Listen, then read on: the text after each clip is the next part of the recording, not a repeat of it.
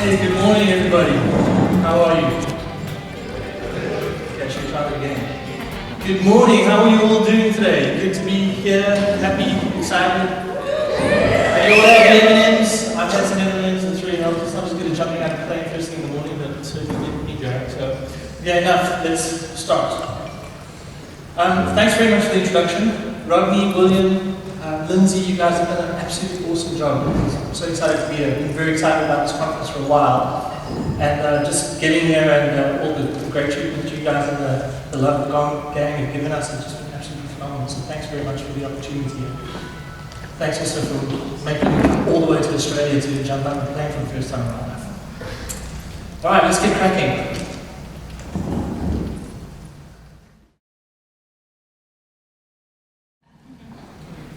Okay, so I think if we all had those in our organizations, they would be working overtime, we'd be blowing lots of fuses and bells and all those sort of things. Certainly in our organization, it's taken 4 years for us to get to people to understand what we're speaking about, and also embrace what we're trying to do.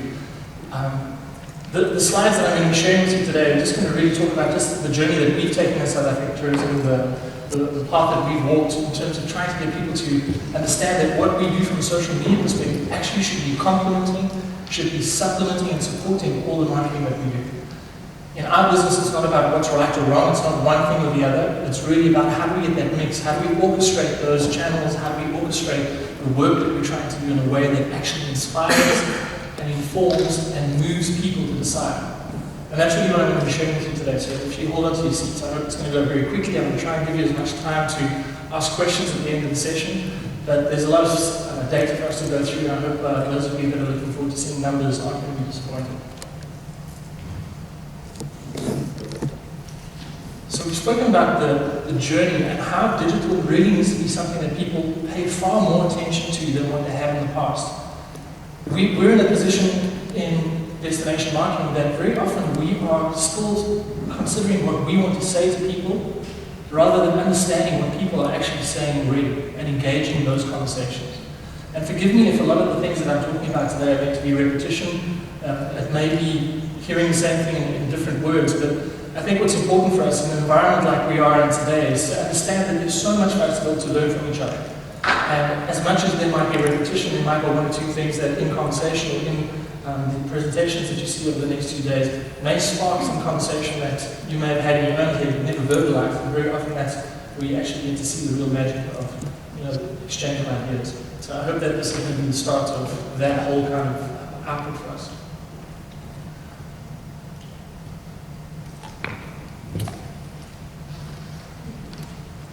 We've heard this so often, and I think it's cliche to a large degree, but if we in the organization don't understand where we've come from and where it is we're actually trying to get to, we actually fall flat in terms of how we get there, what we do, and what it is we're actually paying attention to. In our business, we've had to try and get things as simply solidified as possible as far as strategy is concerned. And the three points that I just want to really highlight from our perspective is that travel is social. There's a social media revolution going on, and it's happening on mobile devices. 90% of travel decisions are still being made online at the moment, and that's something that we can't afford to ignore. The most important thing for us in terms of how we participate and how we're trying to shape our marketing and communication is to understand that social media is really where the consumers are leading. We're constantly trying to catch up.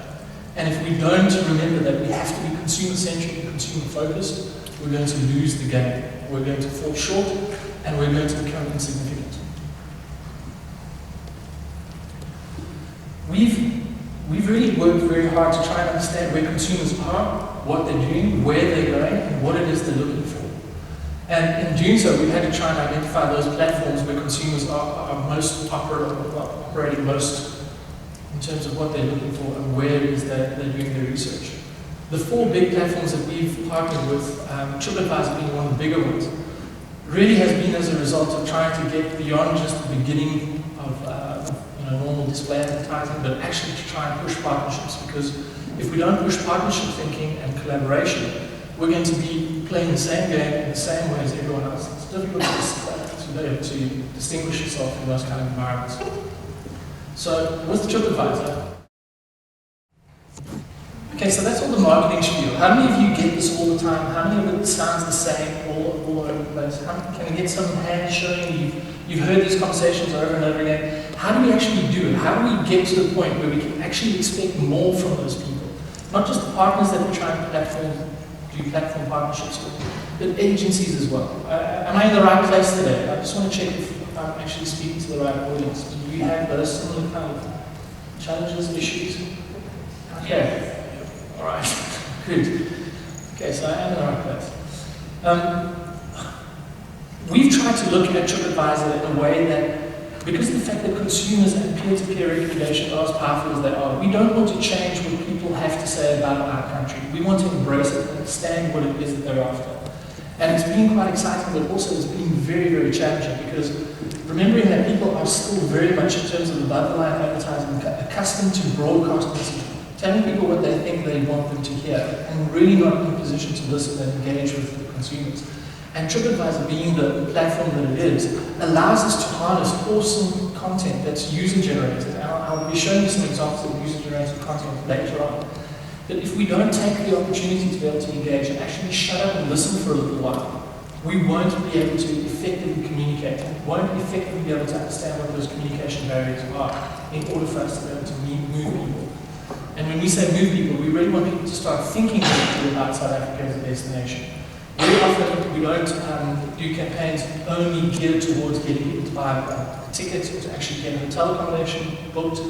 Sometimes those communications campaigns are really designed around people coming to different decisions in terms of their thinking, changing and challenging those paradigms that are incorrectly formed. If we can do that, then the campaign, in our opinion, when designed to do that one thing, can be successful. Very often in the past, we've had to get people to understand that a campaign shouldn't do everything for everybody in every different place, in every language, at every time of the day. Being very specific about what we do, the audience to whom we actually address their communication, and the way that we actually address those communication barriers has been very, very important and a very tough lesson to learn in our business. The big thing around the TripAdvisor success that we've been able to enjoy is that we've actually had to push hard. We had to really get them to understand that we don't just want to be another, salesperson commission. So if we're going to do something significant, we have to get them to participate. There has to be some skin in the game from their perspective. And the last thing is that if we don't actually try and do something bold and collaborative, we're wasting our time. As I mentioned earlier, if we don't find a clear way to distinguish ourselves apart from our competitors, we're wasting money. That really is something that we should continue to do. I know that DMOs in the past have excelled at that. One of the key things that we've been able to benefit from, because of the fact that we've pushed so hard with TripAdvisor, over 4 years we've been able to get them to continually re-energize what we're doing and take things further. And we've pushed so hard that they've actually now, for the first time, made some platform changes to accommodate us. What we've done is we've taken our Tourism Grading Council information, which is really our quality assurance part of South African tourism when it comes to grading establishments and products and services. And we've actually taken that information and plugged it into TripAdvisor, where those trip reviews are happening, where the content that we are trying to push in terms of our content on TripAdvisor is displayed, and is really something that we pay very careful attention to. We want consumers to have a consistent brand experience when it comes to South Africa. We don't want them to look at different parts of the site, and we don't want it as a destination to appear to be schizophrenic. So really crafting the content, making sure that it supplements all the different reviews, but at the same time, when a review is being made of a particular product or a particular establishment, we plug in our own quality assurance measures, and we actually teach the audience what it is that we look at in terms of getting a 5-star rating, and how 5-star ratings in South Africa stack up to other rating systems around the world. So that was one of the big things. Of course, we don't just do work with TripAdvisor.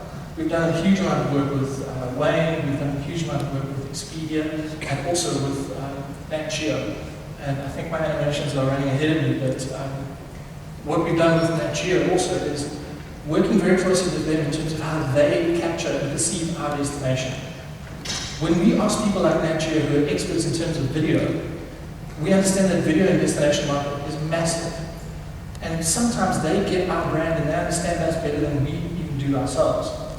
So being able to get them to bring their photographers, to get their videographers involved in the marketing work that we do, and giving them an open brief to almost go out and explore South Africa. And we really have this notion around authenticity. If we can't show South Africa as a destination for what it is, warts and all, it's a lot more work for us to try and manage those perceptions where our marketing and our communications are completely left field of what's actually going on.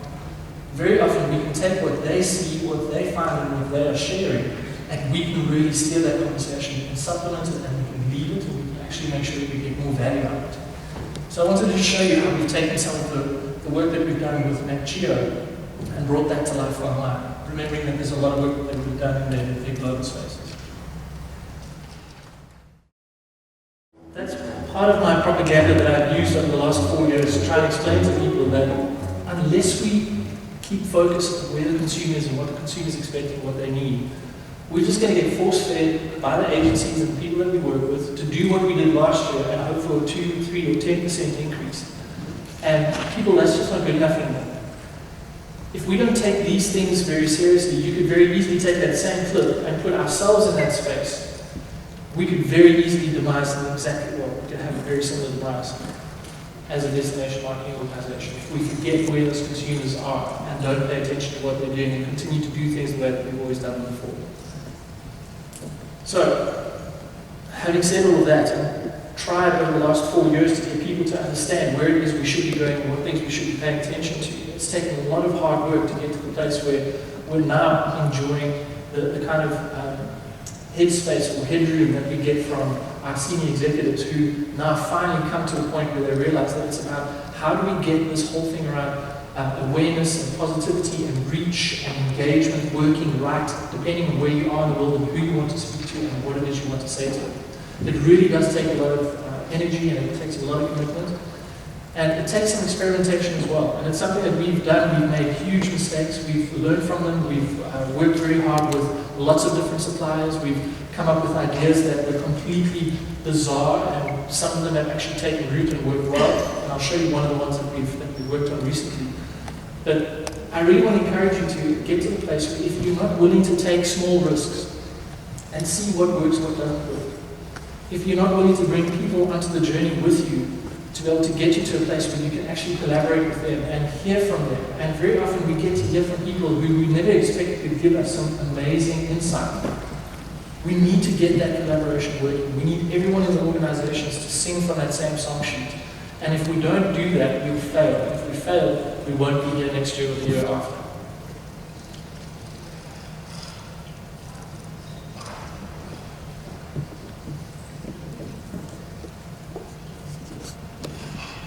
What we did was, after working with our agency the last year, trying to get a global campaign idea really solid.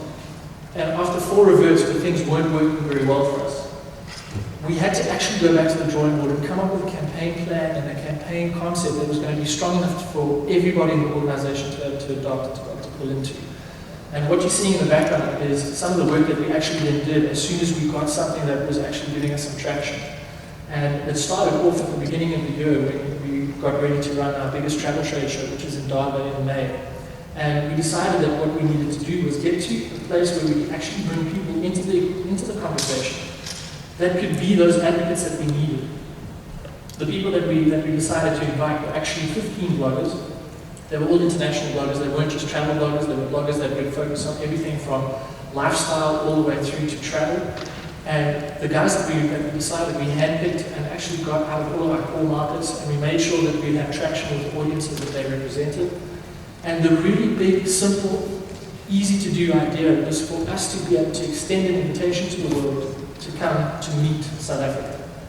The reason why we came up with that is because for us it's very important that we get the people and the place and the unique combinations that we're able to put together that make South Africa a truly unique experience. We needed to find a way to be able to communicate that in a very simple way that we could get the people in the country to be able to participate in it, as well as our ambassadors and all the bloggers that we wanted to be able to draw into that activity.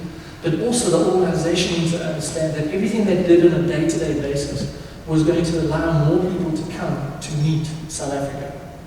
And that was where the idea kind of started, and it was shaped from there to the point where we actually did this campaign. And the campaign with the bloggers is really the prequel to what's going to be happening in terms of our consumer work that's now starting to kick in. And all of our work now in terms of our above-the-line campaign work, our activations, work that we do in market, all of those things are now being influenced by this very simple idea to invite people to come and meet South Africa. For us to do something that was going to be on a big enough scale, it needed to be simple enough to be understood and to be easily and practically implemented in each of our core markets. Remembering that we have language, we have sarcasm, we have nuance, we have location issues, we've got all those things that need to be applied. So coming up with a strong enough creative idea that can be applied simply and templatized and be given to agencies and those different marketing support people in market to be able to make it work and right fitted for their audience was essential for us. So I wanted to show you just some of the work that we did and what we were able to get out of this first phase of this campaign. And as soon as I've gone through this, I'd really like to hear from you guys in terms of what it is that you guys are challenged with, and if there's anything that you've seen so far that you'd like to ask some questions about.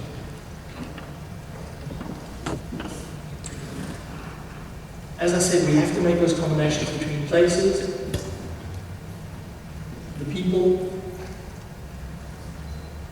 and also what it is that they can actually do. Some of those things obviously include food and all the different experiences that come with it, like for instance skydiving yesterday. Now, the strength of the campaign needs to be something that is personalized. If it's not personalized, we can't actually give people the opportunity to come and respond to that invitation to come and meet South Africa. So the thinking is for us to be able to make a very simple invitation. Is there an echo here? That invitation needs to be so simple and so powerful for people to be able to latch onto so that they can do the same thing. We want to be able to create a groundswell of support where people can do it on their own terms, understanding the mechanics, understanding how it works, and actually then we enable them to do it without us having to prod and to please and to actually push. So this is just some of the results that we've seen after taking this work, getting the bloggers involved, and just experimenting with them to see what it is that we could actually start working with, and the results that we found.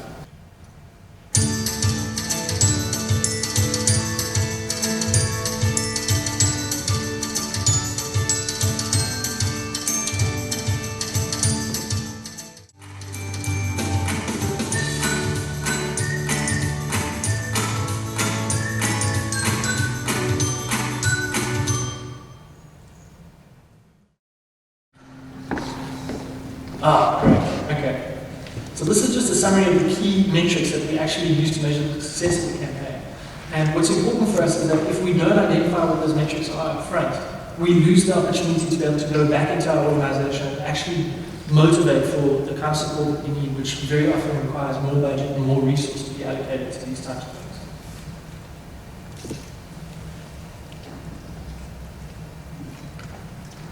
For us as an organization, it's also very important for us to be able to communicate in a way that the marketers understand. And this is by far being the easiest way for us to make the kind of impression that we need to.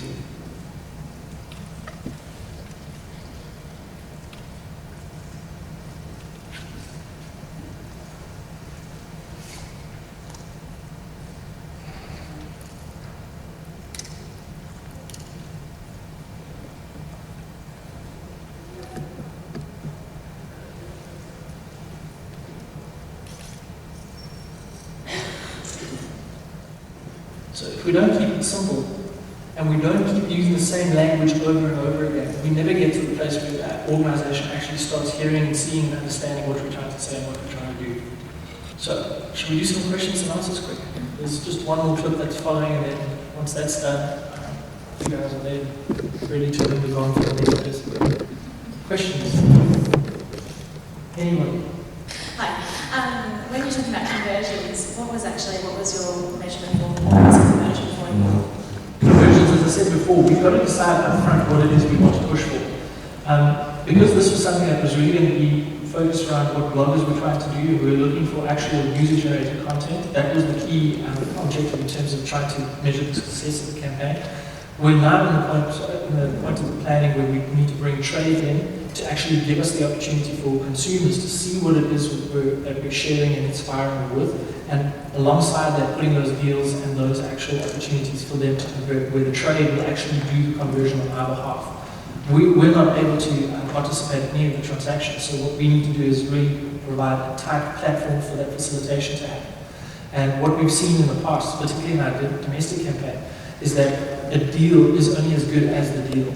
If the deal isn't a great deal, people are not going to actually pay attention to it. So there's a lot of hard work that we need to do in terms of understanding what it is that the trade need to package better and to be able to get those experiences tightly packaged in a way that actually is going to be appealing.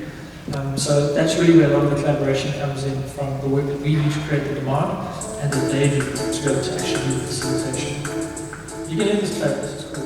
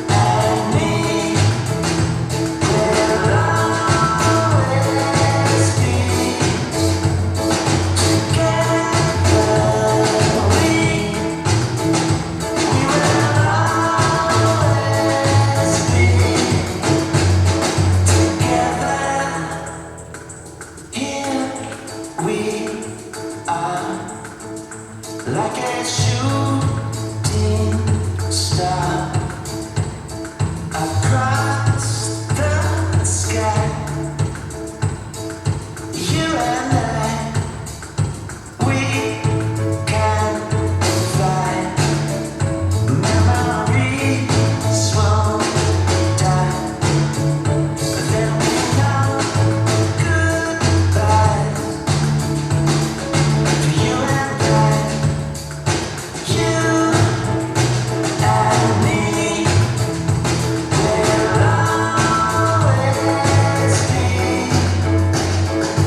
Yeah.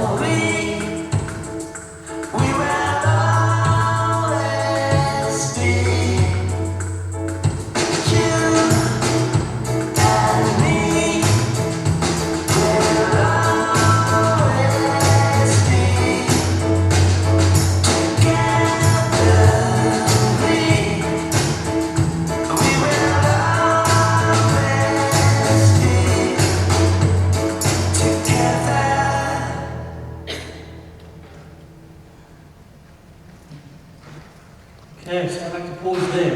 Let's have some more of those questions.